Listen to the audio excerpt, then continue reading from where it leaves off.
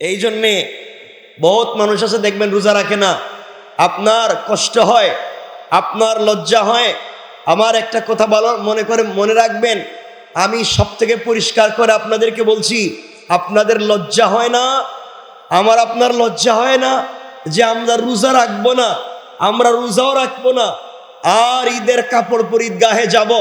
আল্লাহ ঘর থেকে বের হওয়া থেকে নিয়ে ঈদগাহে যাওয়া পর্যন্ত শুধু লানত দিতে থাকেন, শুধু লানত দিতে থাকেন। আজকের ঈদগাহের মাঠ তোমার নয়, ঈদের নামাজ তোমার নয়, আজকে বোনাস দেওয়ার টাইম। যেই বেচারা সারা মাস ডিউটি করছে তাকে আমি আজকের রাত্রে তো বেতন দিয়ে দিয়েছি, সকালবেলা বোনাস দিতে চাই। তুমি তো মাসে ইনকামই করো নাই, তুমি তো মাসে কাজই করো নাই, বেতনও পাও নাই, বোনাস তোমার কে দিব? কথা বলেন না কেন? তুমি রমজানে কোনো কাজই করলা না, বেতন পাওয়ার সম্ভাবনা আছে? তাহলে বোনাস দিবনি? কথা বলেন না কেন? তাহলে আমাদেরকে কি করা লাগবে? রমজানের রোজাকে কমপ্লিট করা লাগবে। আল্লাহ রাব্বুল ইজ্জত ওয়াল জালাল বলছেন, মনে রাখবেন, রোজা একটা আলাদা ফরজ ইবাদত, নামাজ একটা আলাদা ফরজ ইবাদত, তারাবিহ আলাদা আরেকটা ফরজ ইবাদত, তারাবিহ আরেকটা ইবাদত, তাহাজ্জুদ আরেকটা ইবাদত। একটা আরেকটার মতো নয়, সবগুলা আলাদা আলাদা। জোহরের নামাজ যেমন আলাদা, আসরের নামাজ, কথা বললেন, মাগরিবের নামাজ, ভিতরের নামাজ, এশার নামাজ কয় রাকাত? হ্যাঁ, তাহলে ভিতির কিয়ের নামাজ? ভিতির আলাদা, এই উতির এটা আলাদা নামাজ, এটা মুস্তাকিল নামাজ। এই নামাজের টাইম কখন? জোহরের আগে না পরে? জোহরের আগে, আসরের আগে, মাগরিবের আগে, ইশার আগে, ফজরের আগে? না না, হ্যাঁ, ইশার পরে ফজরের আগে আরেকটা নামাজের ওয়াক্ত আছে, এই নামাজের নাম ভিতির। এই নামাজের নাম ইশার পরে ফজরের আগে একটা নামাজ আছে, এই নামাজের নাম ভিতির। আমরা এটার ইশার সাথে পড়ি, যেহেতু আমরা উঠতে পারি না, আমরা উঠতে পারি না, এজন্য পড়ে ফেলি। এই নামাজ তো ফজরের আগে, তাহাজ্জুদের সময়, তাহাজ্জুদের নামাজ শেষ করে পড়ার কথা ছিল। ভিতিরের নামাজ, তাহাজ্জুদের সালাত, কিয়ামুল লাইল শেষ করে পড়ার কথা ছিল। আমরা উঠতে পারি না, এই জন্য আগে পড়ে নেই। তাইলে বোঝা গেল তারাবিহের নামাজও আলাদা, ভিতিরের নামাজও আলাদা, ইশার নামাজও আলাদা। ঠিক নেই? কথা বলেন। তাহলে বোঝা গেল সব আলাদা আলাদা ইবাদত, একটার সাথে একটার জয়েন্ট দিয়ে দরকার নাই, সবগুলো আলাদা। রমজানে অনেকগুলো আলাদা ইবাদতকে একত্রিত করেছেন। বডিরও ইবাদত দিয়েছেন, পয়সারও ইবাদত দিয়েছেন। আপনার পয়সা থাকলে আপনি যাকাত দিবেন, পয়সা থাকলে গরিব মিসকিনকে দান করবেন, পয়সা থাকলে ফিতরা দিবেন, পয়সা থাকলে সাদাকা করবেন। রমজানে এটাও করবেন, আবার রোজাও রাখবেন, বডি দিয়েও ইবাদত করবেন, পয়সা দিয়েও ইবাদত করবেন। এটা রমজানই পাওয়া যায়, ঠিক কিনা? এই জন্য আমরা বেশি বেশি ইবাদত করবো তো ইনশাল্লাহ। বলেন না ইনশাল্লাহ? পারবো তো ইনশাল্লাহ? যে আল্লাহ রাব্বুল ইজ্জত ওয়াল জালাল আমাদেরকে আজকের মুবারক জুমার সালাতে মসজিদ পর্যন্ত আসবার সুযোগ করে দিয়েছেন, শুকরগুজার হচ্ছি। মুনিবের দরবারে সকলে পড়ছি আলহামদুলিল্লাহ। রমজানের দ্বিতীয় জুমা এবং রমজানকে আমরা 10 দিন করে ভাগ করলে মাগফিরাতের প্রথম জুমা। আল্লাহ আমাদেরকে নিয়ে এসেছেন, আল্লাহর কাছে চাই তিনি যেন আমাদেরকে মাফ করে দেন। সকলে বলেন আমিন। রমজান পাওয়ার পরেও কেউ যদি নিজেকে গুনাহ মাফ করিয়ে জান্নাতে যেতে পারল না, আল্লাহকে সন্তুষ্ট করতে পারল না, আল্লাহ বলেন তার উপরে আমার লানত। রাসূল পাক বলেন তার উপরে আমারও লানত। জিবরিল আমিন বলছেন তার উপরে আমারও লানত। পুরা ফেরেশতারা বলছে আল্লাহ যেই ব্যক্তি রমজান পাওয়ার পরে গুনাহ মাফ করাইতে পারল না, তার উপরে পুরা ফেরেশতাদের লানত। নাউজুবিল্লাহ বলেন, আওয়াজ করে বলেন। তাহলে বুঝা গেল এই পৃথিবীতে আল্লাহ রব্বুল ইজ্জত ওয়াল জালাল আমাদেরকে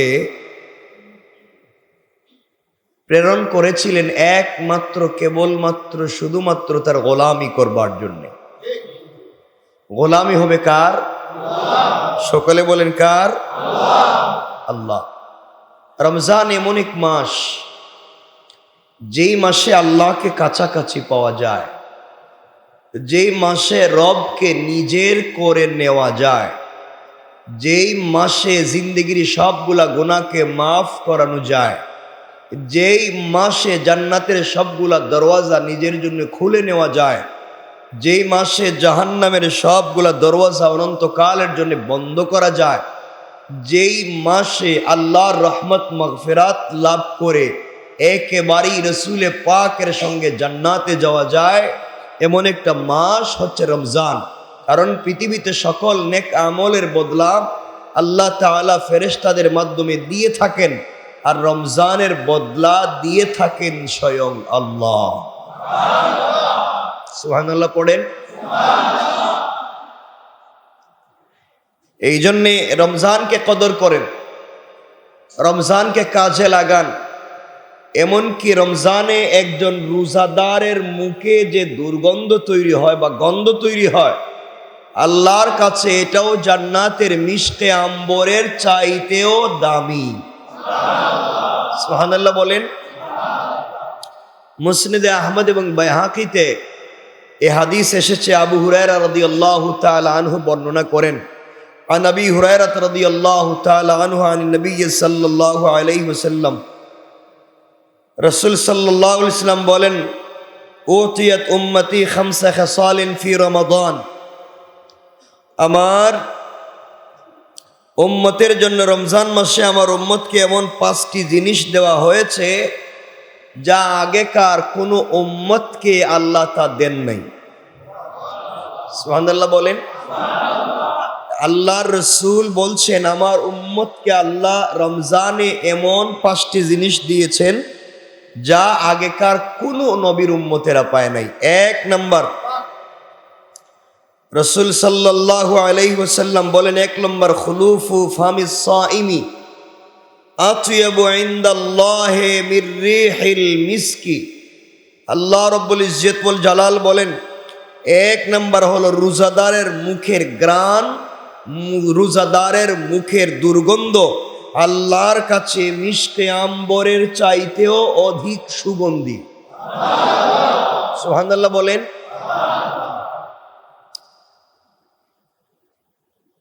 এই দুর্গন্ধটা আপনি দাঁত ব্রাশ করেন নাই, দাঁত মেসওয়াক করেন নাই, দাঁত পরিষ্কার করেন নাই, এই জন্য যে মুখে দুর্গন্ধ তৈরি হইল এটা নয়। আপনি দাঁত ব্রাশ করলেন না কেন? হাতে মেসওয়াক করলেন না কেন? আপনি দাঁতকে পরিষ্কার করলেন না কেন? তো আপনার দোষ।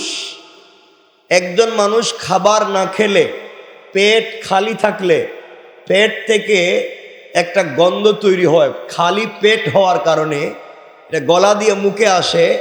আল্লাহর কাছে রোজাদার পেট খালি থাকবার কারণে, রোজা রাখবার কারণে যে গন্ধ তৈরি হয়েছে, এটাই আল্লাহর কাছে মিশকে আম্বরের চাইতে সুগন্ধি। এখন আপনি দাঁত ব্রাশ না করে রেখে দিলেন, তো এটা তো হইল খারাপ জিনিস। আপনি দাঁত পরিষ্কার রাখবেন।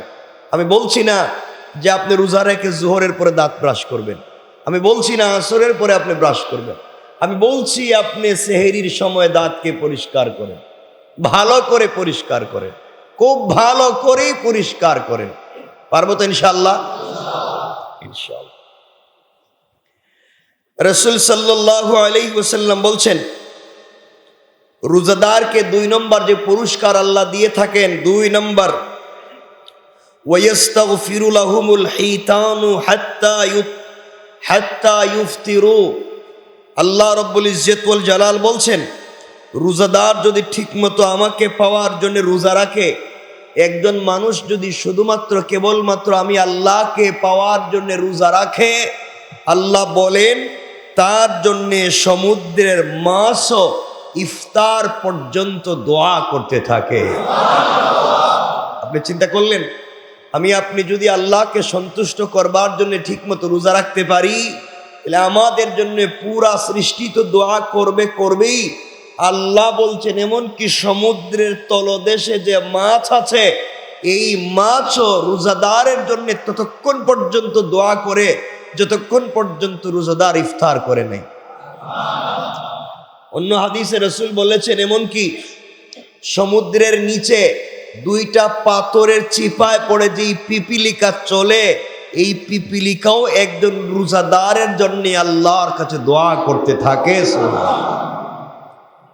তাইলে আপনারা যদি আমরা রোজা রাখতে পারি, এক নাম্বার আমাদের রোজার কারণে মুখে যে দুর্গন্ধ তৈরি হয়, আল্লাহর কাছে মিশকে আম্বরের মতো রোজাদারের জন্যে সমুদ্রের মাছ দোয়া করে।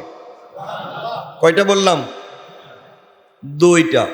3 নাম্বার, রাসূল সাল্লাল্লাহু আলাইহি ওয়াসাল্লাম বলছেন ওয়ায়ুযায়্যিনুল্লাহু আযজা ওয়া জাল্লা কুল্লা ইয়াউমিন জান্নাতাহু। আল্লাহ রাব্বুল ইজ্জত ওয়াল জালাল বলছেন কিয়ামত এমন একদিন, রোজাদারের জন্য এমন একটা সুসংবাদ তোমরা জানাইয়া দাও, যেই বেচারা, যেই ব্যক্তি, যেই গোলাম, যেই বনি আদম একমাত্র কেবলমাত্র আমার জন্য রোজা রাখবে, একমাত্র শুধুমাত্র কেবলমাত্র আমার জন্য রোজা রাখলো, আল্লাহ বলেন রোজাদারের জন্য প্রতিদিন বেহেশতকে সাজানো হয়। কার জন্যে? সবাই বলেন। রোজাদারের জন্য প্রতিদিন বেহেশতকে সাজানো হয়। তারপর আল্লাহ তাআলা বেহেশতকে লক্ষ্য করে বলেন, ও বেহেশত, আমার নেককার বান্দাগণ শীঘ্রই, আমার নেককার বান্দাগণ খুব তাড়াতাড়ি দুনিয়ার দুঃখ কষ্ট দূর করে তোমার মধ্যে চলে আসবে। এই জন্যে আমি আল্লাহ তোমাকে সাজিয়ে রাখলাম। জান্নাত জবান খুলে যায়, আল্লাহকে ডাক দিয়ে বলে, আল্লাহ আমিও তোমার রোজাদার গোলামের জন্য অপেক্ষা করতেছি, কখন তোমার রোজাদার গোলামের আসবে আর আমি জান্নাত খুশি হয়ে যাব। আল্লাহ বলছেন রমজানে রোজাদারের জন্য রমজানে বেহেশতকে সাজানো হয়। সুবহানাল্লাহ বললেন না? আরো জোরে পড়েন। কয়টা পাইলাম? 1 নাম্বার, রোজাদারের মুখের গন্ধ আল্লাহর কাছে মেশকে আম্বরের মতো সুগন্ধি। 2 নাম্বার, রোজাদারের জন্য সমুদ্রের মাছ দোয়া করে। 3 নাম্বার, রোজাদারের উপরে খুশি হইয়া আল্লাহ জান্নাতকে সাজাইয়া রাখেন এবং জান্নাতকে বলেন আমার রোজাদার বান্দারা আসতেছে। আল্লাহু আকবার। আল্লাহ নিজে বলেন আমার রোজাদার বান্দারা আসতেছে।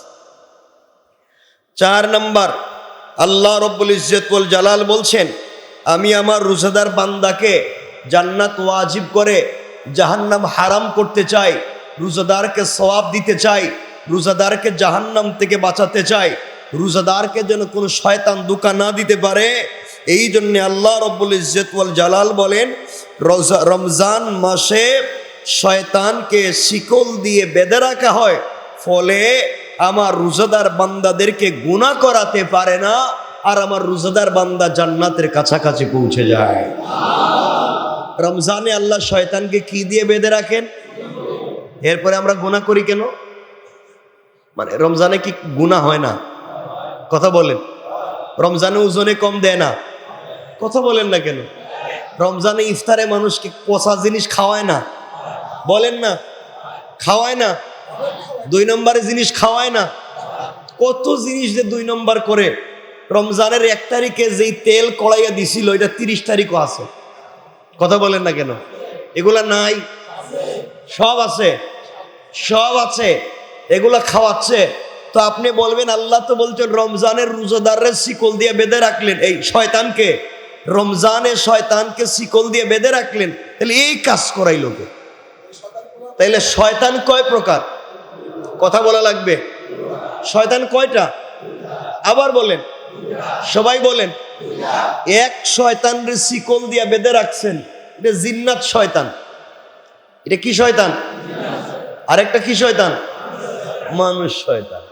আল্লাহ কোরআনে বলছেন মিনাল জিন্নাতি ওয়ান নাস। ইয়া রাসূলুল্লাহ, আপনি আমার কাছে সাহায্য চান দুই শয়তান থেকে, জিন্নাত শয়তান, মানুষ শয়তান। এখন মানুষ শয়তানরে শিকল দিয়ে বাঁধছে কে? কথা বলে না, কেউ বাঁধছেনি? এটা আসেনি। এই মানুষ শয়তানরে সুস্থ করবার জন্য আল্লাহ দিয়েছিলেন রমজান। সারা পৃথিবীতে রমজান মাসে জিনিসের দাম কমে, আর আমাদের দেশের মানুষ শয়তানেরা বাড়ায়। কথা বলেন, এরা বাড়ায়। খালি রমজানের অপেক্ষা করে কেমনে পাবলিকে পিড়াইব, কেমনে পাবলিকের কাছ থেকে বেশি জবাই করে পয়সা আদায় করব, এই চিন্তায় থাকে, এই চিন্তায় থাকে।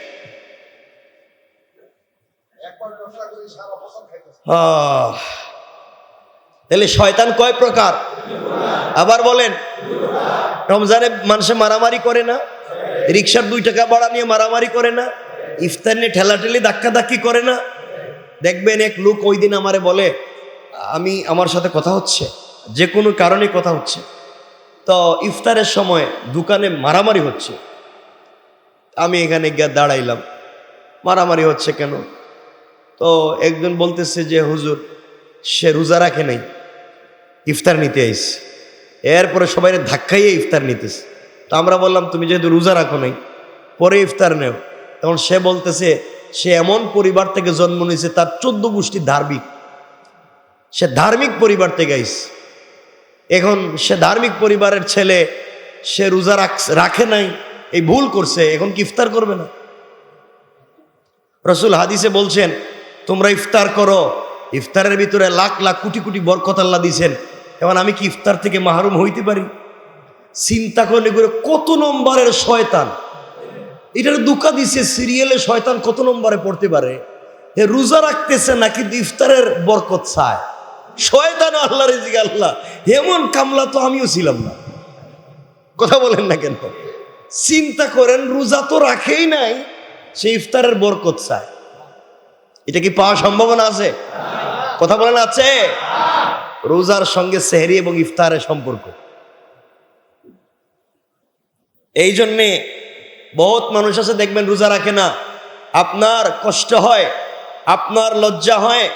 আমার একটা কথা মনে রাখবেন, আমি সব থেকে পরিষ্কার করে আপনাদেরকে বলছি, আপনাদের লজ্জা হয় না, আপনার লজ্জা হয় না যে আমরা রোজা রাখবো না, আমরা রোজাও রাখবো না, আর ঈদের কাপড় পরে ঈদগাহে যাব। আল্লাহ ঘর থেকে বের হওয়া থেকে নিয়ে ঈদগাহে যাওয়া পর্যন্ত শুধু লানত দিতে থাকেন, শুধু লানত দিতে থাকেন। আজকের ঈদগাহের মাঠ তোমার নয়, ঈদের নামাজ তোমার নয়। আজকে বোনাস দেওয়ার টাইম। যেই বেচারা সারা মাস ডিউটি করছে, তাকে আমি আজকের রাত্রে তো বেতন দিয়ে দিয়েছি, সকালবেলা বোনাস দিতে চাই। তুমি তো মাসে ইনকামই করো নাই, তুমি তো মাসে কাজই করো নাই, বেতনও পাও নাই, বোনাস তোমারে কে দিব? কথা বলেন না কেন? তুমি রমজানে কোনো কাজই করলা না, বেতন পাওয়ার সম্ভাবনা আছে? তাহলে বোনাস দিবনি? কথা বলেন না কেন? তাইলে আমাদেরকে কি করা লাগবে? রমজানের রোজাকে কমপ্লিট করা লাগবে। আল্লাহ রাব্বুল ইজ্জতুল জালাল বলছেন, মনে রাখবেন, রোজা একটা আলাদা ফরজ ইবাদত, নামাজ একটা আলাদা ফরজ ইবাদত, তারাবিহ আলাদা আরেকটা ফরজ ইবাদত, তারাবিহ আরেকটা ইবাদত, তাহাজ্জুদ আরেকটা ইবাদত। একটা আরেকটার মতো নয়, সবগুলা আলাদা আলাদা। জোহরের নামাজ যেমন আলাদা, আসরের নামাজ, কথা বলেন, মাগরিবের নামাজ, ভিতরের নামাজ, এশার নামাজ কয় রাকাত? হ্যাঁ, তাহলে ভিতির কিয়ের নামাজ? ভিতির আলাদা, এই ভিতির এটা আলাদা নামাজ, এটা মুস্তাকিল নামাজ। এই নামাজের টাইম কখন? জোহরের আগে না পরে? জোহরের আগে, আসরের আগে, মাগরিবের আগে, ইশার আগে, ফজরের আগে? না না, হ্যাঁ হ্যাঁ, ইশার পরে ফজরের আগে আরেকটা নামাজের ওয়াক্ত আছে, এই নামাজের নাম ভিতির। এই নামাজের নাম ইশার পরে ফজরের আগে একটা নামাজ আছে, এই নামাজের নাম উইতির। আমরা এটার ঈশার সাথে পড়ি, যেহেতু আমরা উঠতে পারি না, আমরা উঠতে পারি না, এজন্য পড়ে ফেলি। এই নামাজ তো ফজরের আগে, তাহাজ্জুদের সময়, তাহাজ্জুদের নামাজ শেষ করে পড়ার কথা ছিল। উইতিরের নামাজ, তাহাজ্জুদের সালাত, কিয়ামুল লাইল শেষ করে পড়ার কথা ছিল। আমরা উঠতে পারি না, এই জন্য আগে পড়ে নেই। তাইলে বোঝা গেল তারাবিহের নামাজও আলাদা, উইতিরের নামাজও আলাদা, ঈশার নামাজও আলাদা। ঠিক নেই? কথা বলেন। তাহলে বোঝা গেল সব আলাদা আলাদা ইবাদত, একটার সাথে একটার জয়েন্ট দিয়ে দরকার নাই, সবগুলো আলাদা। রমজানে অনেকগুলো আলাদা ইবাদতকে একত্রিত করেছেন। বডিরও ইবাদত দিয়েছেন, পয়সারও ইবাদত দিয়েছেন। আপনার পয়সা থাকলে আপনি যাকাত দিবেন, পয়সা থাকলে গরিব মিসকিনকে দান করবেন, পয়সা থাকলে ফিতরা দিবেন, পয়সা থাকলে সাদাকা করবেন। রমজানে এটাও করবেন, আবার রোজাও রাখবেন, বডি দিয়েও ইবাদত করবেন, পয়সা দিয়েও ইবাদত করবেন। এটা রমজানেই পাওয়া যায়। ঠিক কিনা? এই জন্য আমরা বেশি বেশি ইবাদত করবো তো ইনশাল্লাহ। বলেন না ইনশাল্লাহ? পারবো তো ইনশাল্লাহ? তো রমজানের তো শয়তানি কম হয় না। আল্লাহ আমাদেরকে হেফাজত করুক। 5 নম্বর, আল্লাহ রাসূল সাল্লাল্লাহু আলাইহি ওয়াসাল্লাম বলেছেন ওয়ায়ুগফারু লাহুম ফি আখিরি লাইল। আল্লাহ রাসূল সাল্লাল্লাহু আলাইহি ওয়াসাল্লাম বলেছেন ওয়ায়ুগফারু লাহুম ফি আখিরি লাইলিহি কিলা ইয়া রাসূলুল্লাহ আহিয়া লাইলাতুল কদর। রাসূল সাল্লাল্লাহু আলাইহি ওয়াসাল্লাম বললেন রমজানের শেষ রাতে রোজাদারের গুনাহ মাফ হয়ে যায়। কোন রাতে? সবাই বলেন না, আবার বলেন। কত রমজান? বলতে পারেন না? রমজানের শেষ রাত কত রমজান? 28 তারিখ দিবাগত রাত, অথবা 29 রমজান দিবাগত রাত। রমজান যদি 29 হয়, 28 তারিখ দিন গিয়া যে রাত আসবে, এই রাতই 29 রাত। আর যদি 30 হয়, তাহলে 29 গিয়া যে রাত আসবে তার নাম রমজানের শেষ রাত। ঈদের রাত্র শাওয়ালের রাত, ঈদের রাত্র শাওয়ালের প্রথম রাত। ঠিক কিনা? তাহলে আল্লাহর রাসূল সাল্লাল্লাহু আলাইহি ওয়াসাল্লাম বলছেন যে রমজানের শেষ রাতে সমস্ত রোজাদারের গুনাহকে আল্লাহ একসাথে মাফ করে দেন। এই আওয়াজে আরো জোরে পড়েন, কে মাফ করে দেন? কারে? আবার বলেন কারে? কোন রোজাদার? যে সেহরি খাই, যে রোজা রাখছে সেহরি খায় নাই, না সেহরি খেয়েছে? কখন খাইছে? আজানের আগে না পরে? বলেন। আমরা এমন হয়ে গেছি, রাসূল বলছেন তোমরা ইফতারে তাড়াতাড়ি করো, ইফতার করো তাড়াতাড়ি, ইফতার করো, কারণ এটা বরকত। বরকত চলে যাচ্ছে। আপনার গাড়ির টাইম, আপনার মেট্রো রেলের টাইম 8টা 5-এ, এখন আপনি যদি 8টা 10-এ যান পাবেন? টাইম কত? 5। 10-এ গেলে পাওয়া যাবে? তা আল্লাহ বলছেন ইফতারের বরকত, ইফতারের সময়। আপনি বললেন না আমি বড় ফরেজগার, আগে আমি নামাজ পড়ি এরপর ইফতার করুন। এটা গড়ে দেখবেন মহিলারাও করে, অনেক পুরুষেরাও করে। আজান হয়ে যাওয়ার পরই নামাজে দাঁড়ায় যায়, পাওয়া যায় না? বলেন নাই? মহিলারা দেখবেন আগে আমি নামাজটা পড়ে ফেলি এরপরে এসে ইফতার করি। ওরে আল্লাহর সুন্নত রে, এটা তো শয়তানে ধোঁকা দিতেছে। শয়তান পিছনে লেগে গেছে, নেক্সট শুরুতে খাড়াইয়ানের ভিতরে ঢুকে গেছে। আল্লাহ রসুল বলছেন তোমরা ইফতার তাড়াতাড়ি করো, কারণ বরকত চলে যাচ্ছে। ইফতারের বরকত আল্লাহ ইফতারের সময়ই দিয়েছেন। ইফতারের সময় চলে গেলে এই বরকত আর রহমত থাকবে না। আপনি বলেন আমি নামাজ পড়ি, আল্লাহ বলছেন তোরে নামাজ পড়তে বললাম আরো 10 মিনিট পরে, 10 মিনিট সময় দিলাম, ইফতার কর। কয় না আমি আগে নামাজ পড়ি। চিন্তা করেন তো, আল্লাহ কইছে কে রে করে কি? এই জন্যে আমরা তাড়াতাড়ি ইফতার করব। কি করব? কি করব? তাড়াতাড়ি। বরকত দিবেন কে? বলেন কে? 2, আমরা দেরিতে সেহরি খাবো। আর আমরা কি করি? এসার পরে খায় বলে, খায় ঘুমায় যাই, না আর উঠতে পারতাম না, ঘুমায় যায়। যে বেচারা বলতেছে উঠতে পারতাম না ঘুমায়া যায়, আপনাদের কি মনে হয় হে ফজরের নামাজ পড়বো? কথা কন না কেন? আপনার মনে হয় তাহাজ্জুদের নামাজ পড়বো? তাহলে তোমার ধোঁকা দিছে কে? তোমার তো রোজা রাখতে আছে, রাখাইয়া শয়তানে ধোঁকা দিতেছে। তোমারে আগ রাত্রে সেহরি খাওয়াইয়া শয়তান ঘুম পাড়াইয়া কয়, শয়তানে কয় তুই আমার চাইতে বড় শয়তান, তুই এখন ঘুমা, তোরে তাহাজ্জুদও পড়তে দিতাম না, ফজরও পড়তে দিতাম না, তোরা সেহরি খাওয়াইয়া রেখে দিন। কথা বলেন না? সেহরি খাওয়া ফরজ, সেহরি খাওয়া ফরজ, বলেন সুন্নত। সেহরি খাওয়া কি? সবাই বলে সেহরি খাওয়া কি? ফজরের নামাজ কি? এখন শয়তানা যে আগ রাত্রে সেহরি খাওয়াইলো আর ফরজ ছাড়াইলো, আপনি তো বুঝতেছেন না আমি উঠতে পারতাম নাকি খায়া ফেলাই। শয়তান কিন্তু পিছনে, আপনি বুঝতেছেন না যে শয়তান নেক সুরতও দুঃখা দেয়, কারণ মাঝে মাঝে শয়তানও তসবি পড়ে। মা কথা কন নাকি? আপনাদের বিশ্বাস হয় না? বিশ্বাস হয় না? আমার মুসলমান বন্দিগান গভীর মনোযোগ, আল্লাহর পয়গম্বরের প্রিয় সাহাবী খলিফাতুল মুসলিমিন আমিরুল মুমিনিন হযরতে ওমর ফারুক রাদিয়াল্লাহু তাআলা আনহু, তার জিন্দেগিতে মুসলমান হওয়ার পরে তার জিন্দেগিতে কোনোদিন তাহাজ্জুদের সালাত কাজা হয়ে যায় নাই। আল্লাহু আকবার বলেন। তারাও ছিলেন মানুষ, আমরাও মানুষ। তারা জিন্দেগিতে কত কষ্ট করেছেন, খাবার নাই, থাকবার ঘর নাই, পরবার মতো কাপড় নাই, দিন রাত যুদ্ধের ময়দানে কাটাইয়া দিয়েছে। এই মানুষগুলাকেও শয়তান ধোঁকা দিতে পারে নাই। তার জিন্দেগিতে কোনোদিন তাহাজ্জুদের সালাত কাজা হয়ে যায় নাই। আল্লাহর রাসূলের প্রিয় সাহাবী হযরত ওমর ফারুক রাদিয়াল্লাহু তাআলা আনহু ঘুমিয়ে পড়লেন এক রাত্রে, তাহাজ্জুদের সালাত পড়তে পারলেন না।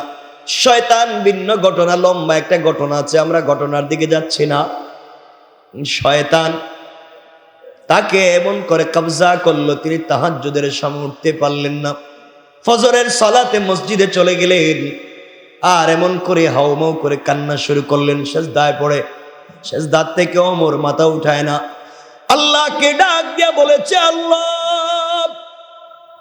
শয়তান আমাকে ধোঁকা দিয়েছে, আমি আজকে তাহাজ্জুদের সালাত পড়তে পারি নাই। মুসলমান হওয়ার পরে তোমার কাছে হিসাব যখন দেওয়া হবে কিয়ামতের ময়দানে, আল্লাহ আমার যদি এমন একটা রাত যায় যেই রাত্র তাহাজ্জুদ শূন্য ছিল, আমি রাসূলের কাছে কেমনে মুখ দেখাবো?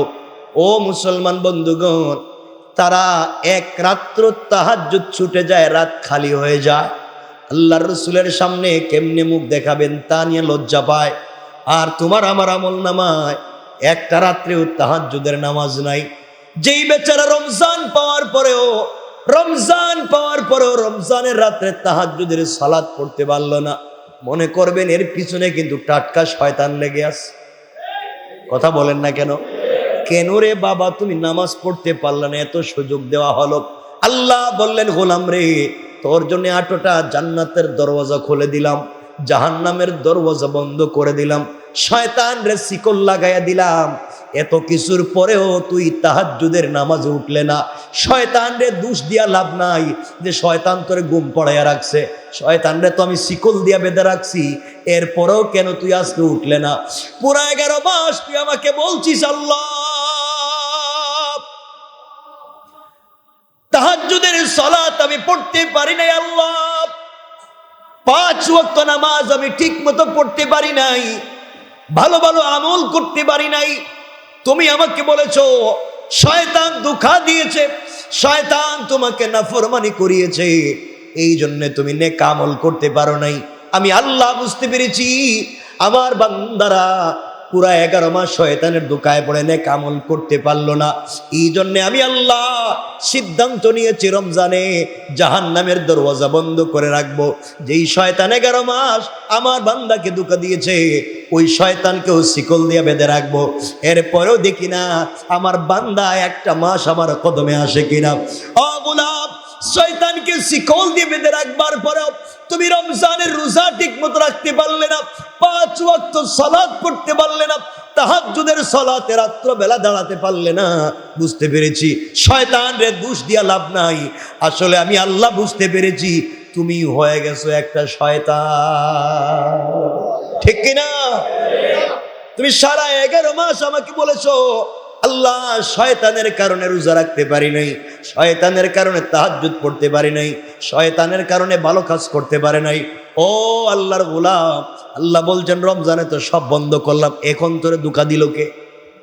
কথা বলেন না কেন? এখন তোমাকে ধোঁকা দিয়েছে কে? কারণ রমজানে তো শিকলবন্দি শয়তান, রমজানে জাহান্নামের দরওয়াজা, পর তোমাকে ধোঁকা দিল কে? বুঝতে পেরেছি আসলে তুমি নিজেকেই ধোঁকা দিচ্ছ। হযরত ওমর ফারুক রাদিয়াল্লাহু তাআলা আনহু ফজরের তাহাজ্জুদের সালাত পড়তে পারলেন না। আমি ফরজ নামাজের কথা বলছি না, তাহাজ্জুদের সালাত কিয়ামুল লাইলের কথা বলছি। হযরত ওমর সিজদায় পড়ে সারাদিন কান্না করলেন, এত কান্না করলেন, রোজা রেখে ফেললেন, সিজদায় পড়ে বলছেন আল্লাহ আমি ওমরকে কিয়ামতের দিনে আমলনামা যখন পেশ করা হবে, যদি দেখা যায় একটা রাত্র তাহাজ্জুদের সালাত পড়ে নাই, আর আরেকজন গোলাম যদি ওই রাতে তাহাজ্জুদের সালাত পড়ে, আমি উমরের চাইতে তার দাম বেশি। আয় আল্লাহ কিয়ামতের দিন আমি বিপদগ্রস্ত হতে চাই না, আমি শয়তান ধোঁকা দিয়েছে, আজ আমি আর মাথা উঠাবো না। সারাদিন কান্না করলেন। আল্লাহ রাব্বুল ইজ্জত ওয়াল জালাল হযরতে ওমরে ফারুক রাদিয়াল্লাহু তাআলা আনহু কান্নাকে এতটুকুন কবুল করে ফেললেন। পরের রজনীতে হযরতে ওমরে ফারুক ইশার সালাত পড়ে ঘুমিয়ে পড়লেন। কিছুক্ষণ ঘুমানোর পরে দেখা যায় হযরত ওমরকে কে যেন ডাকতেছে, হাউমাউ করে কাঁদতেছে আর ডাকতেছে। ওমর লাফ দিয়ে উঠলেন, উঠে জিজ্ঞাসা করলেন কে তুমি? তুমি আমাকে কেন ডাকলা? আর তুমি বা কেন কান্না করো? আমি তো ঘুমিয়েছিলাম, তোমার কি বিপদ হয়েছে বলো?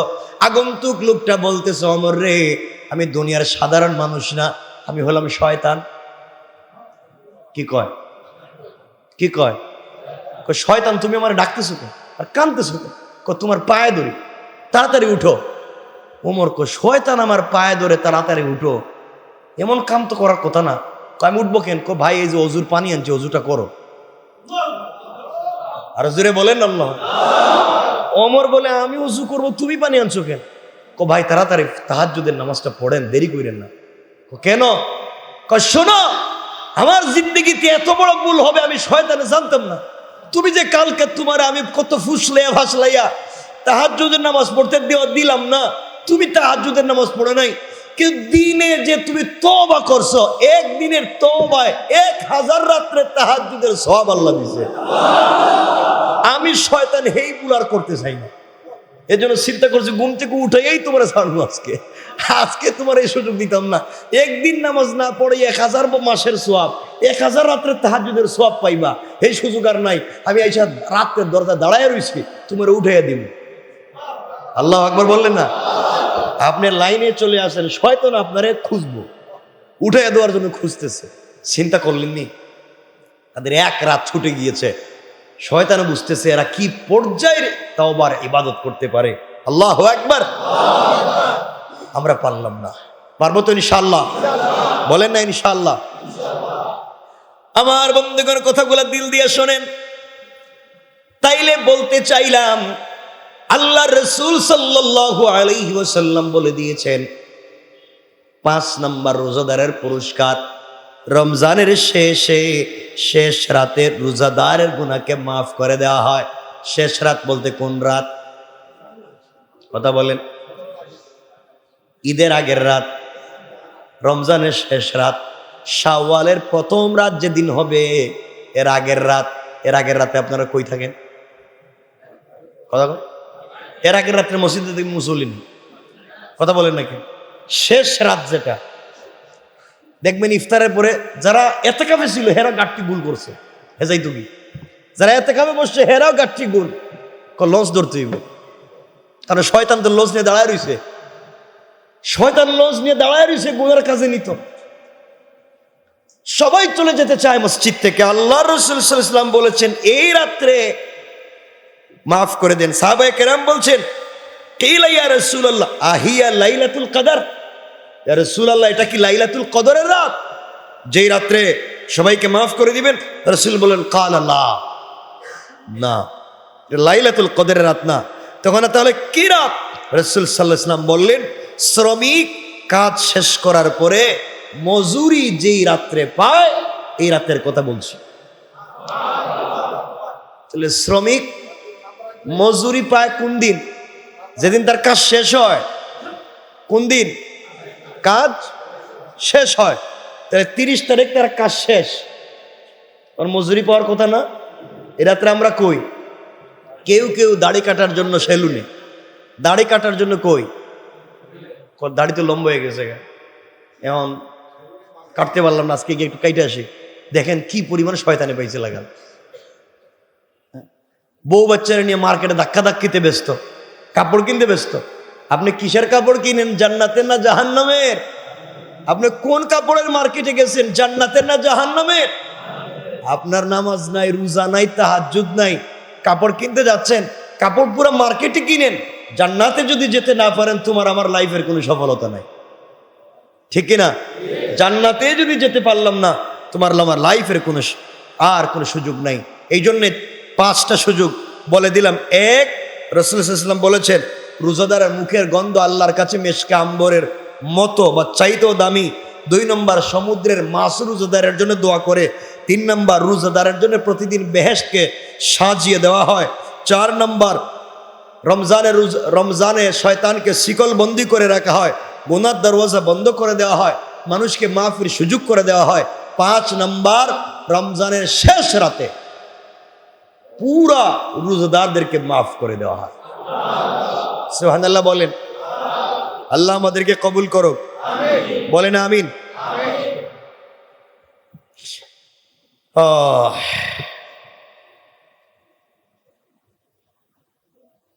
বুঝা গেল শয়তান আমাদেরকে ধোঁকা যাই দেয়, আমাদেরকে নফস কে দেয়?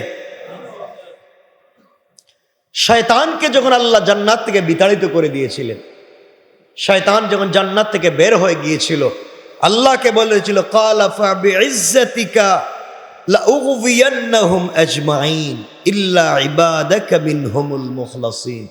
শয়তান বলছিল, আল্লাহ তোমার জাতের কসম, শয়তান বলছে, আল্লাহ তোমার জাতের কসম, আমি তোমার সকল গোলামকেই গুনাহ করাইয়া ছাড়ব।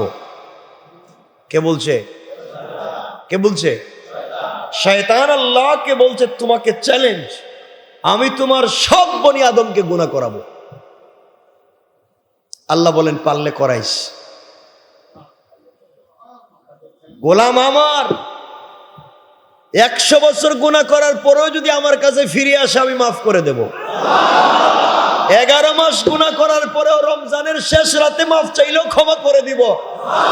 তুই কি গুনাহ করাইবি? তুই কি গুনাহ করাইবি? বান্দা আমার গুনাহ করলে আমার সাথে নাফরমানি, আমার বান্দারা যত ভুল পথেই নে, আমার বান্দা যখন ফিরে আসবে আমি মাফ করে দিব।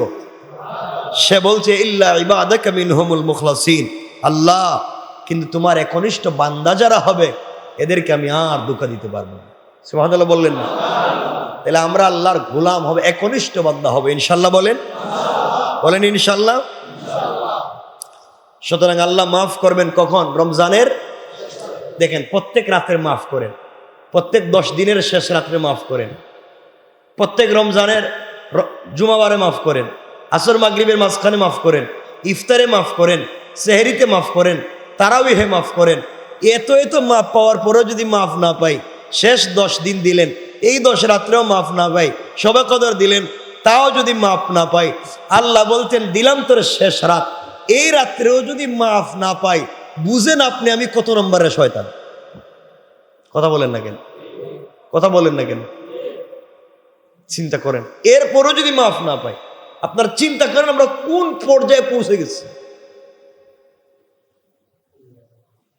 নিজের বিবেকে জিজ্ঞাসা করেন, যদি মাফ না পাই, এত সুযোগের পরে, প্রত্যেকটা সেকেন্ডে সুযোগ, প্রত্যেকটা মিনিটে সুযোগ, প্রত্যেকটা রাতে সুযোগ, প্রত্যেকটা দিনে সুযোগ, এরপরে মাফ পাইলাম না, কি পরিমাণ গুনাহ আছে আমার আপনার লাইফ।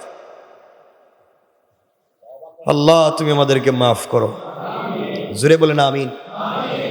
এত কথা বলেন আল্লাহ, এরপরে বলছেন বান্দা জানিস না তুই, এরপরে এত কথা তো বললাম, এরপরে আল্লাহ বলছেন বান্দা আমি তিন দল মানুষের দোয়া কবুল করবই। সুবহানাল্লাহ বলেন, তিন দল মানুষের দোয়া কবুল করবই, তুই টেনশন করিস না। রাসূল সাল্লাল্লাহু আলাইহি সাল্লাম বললেন, আল্লাহ রাসূল বললেন সালাসাতুল্লাহ তুরাদ্দু দাওয়াতুহুম আস-সাইমু হাত্তা ইফতির ওয়াল ইমামুল আদিলু ওয়াদ দাওয়াতুল মাজলুম। আল্লাহ রাসূল সাল্লাল্লাহু আলাইহি ওয়াসাল্লাম বললেন, তিন প্রকার মানুষের দোয়াকে আল্লাহ কোনোদিন ফিরিয়ে দেন না। সে যে অবস্থায় দোয়া করুক না কেন তার দোয়া কবুল হয়ে যায়। এক নম্বর হলো আস-সাইমু হাত্তা ইফতির, রোজাদার যতক্ষণ না সে ইফতার করেছে তার দোয়া আল্লাহ তাআলা কবুল করেন। পড়েন সুবহানাল্লাহ। কার দোয়া? সবাই বলেন না। ইফতারের পরে রোজাদার থাকে, কথা বলেন। ইফতারের পরে রোজাদার থাকে? রোজাদার থাকে না। তাহলে আল্লাহ রসুল বলছেন আস-সাইম হাত্তা ইফতির, যতক্ষণ না সে ইফতার না করে, রোজা না ভাঙ্গে, তার দোয়া কবুল। এখন আমরা কি সবাই রোজা খাই আসছি না রেখে আসছি? সবাই বলেন না। আমরা যারা আসছি আমরা কি রোজাদার? রোজা আছে? আমরা রোজা আছি?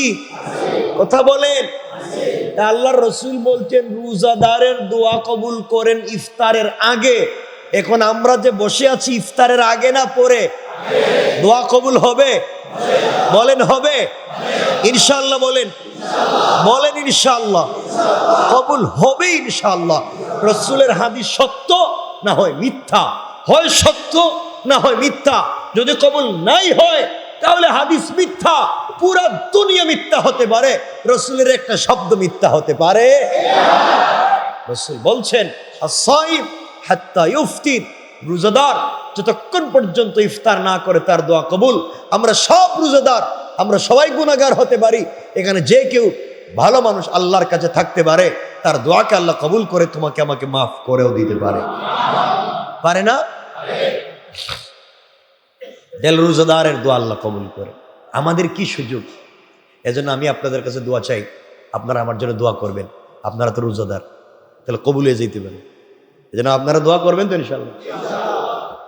আমার জন্য দোয়া করবেন। আপনারা সবাই রোজাদার, কারণ রোজাদারের দোয়া আল্লাহ কবুল করে। সাহাবায়ে কেরাম যখন কাউরিদের দোয়া করাইতেন, বা আগেকার মুসলমানেরা কাউরি দিয়ে যে দোয়া করাইতেন, বিপদে পড়ে গেছেন, দোয়ার দরকার, খুঁজতেন এলাকায় কে আজকে রোজা রাখছে, এলাকায় আজকে কে রোজা রাখছে।